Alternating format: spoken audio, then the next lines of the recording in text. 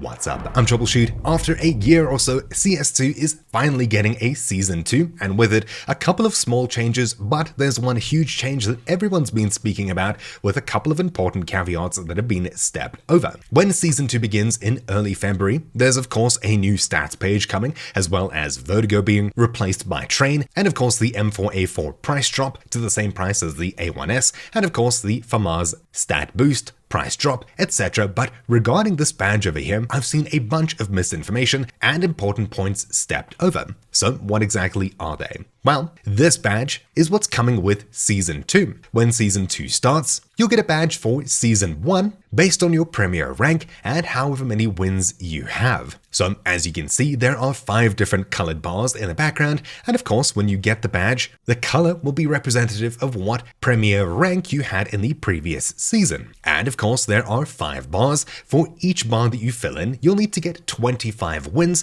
to get the next one. So by default, you should start with just one of these colored bars, and you'll need to win a further 100 Premier games in order to fill it out completely over the course of the season. Season 2 is going to be roughly 100 days, or at least that's what it's planned to be. We are of course speaking about Valve time here, so you'll need to win about a game a day if you wish to fill out the entire badge itself. Of course, the color of which depends on whatever rank you have at the end of the season, but to fill it out completely, you'll need 100 Premier wins. That being said, currently with Season 1, that isn't a requirement. For Season 1, everyone should be getting this badge, as far as I understand, but for Season 2, in order to actually get this badge, you'll need to win at least 25 games, and your account will need to be in good standing. So it seems like you'll need to get 25 Premier wins to get the first part of the badge, and a further 100 wins after that. But of course, that is to be seen exactly what that entails. It should be still 100 wins, but it might be a little bit more. That also being said, for this current season, Season 1, you don't need to worry about logging into the game again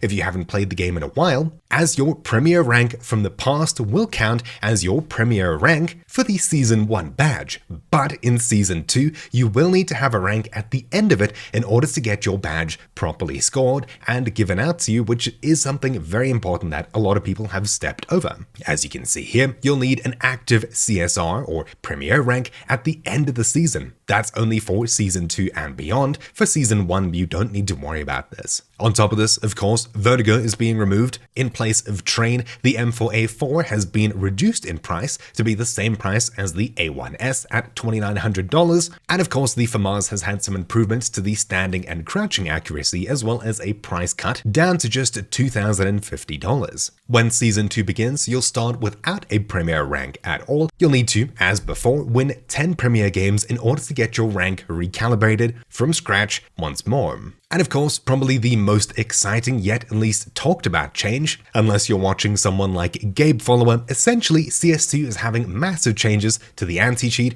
or at least it seems to be that way. The anti-cheat is something that isn't discussed for very good reason by the developers, but VACNet Live has had a bunch of important tests over the previous year or so, and it seems like now, with Season 2 being delayed up until now, that Valve has made some good steps to hopefully improving the game and the anti-cheat performance. I am definitely hoping for this, as cheaters are the main reason that I've stayed away from this game. So we can only hope that VACNet 3 is just that much better. And unfortunately, Danger Zone doesn't seem to be making a comeback just yet. Valve is working on many other important changes, I would assume mostly the anti-cheat, but other game modes are something that we can look forward to in the future. There have been murmurs around Danger Zone, but it definitely doesn't seem like it's coming with Season 2. And that's pretty much everything you need to know about Season 2 starting next week, February 2025. So there's that. You'll find a link to this article down below, as well as anything else that may be important to this update. Hopefully this video gave you some useful insight and answered some possible questions that you could have, as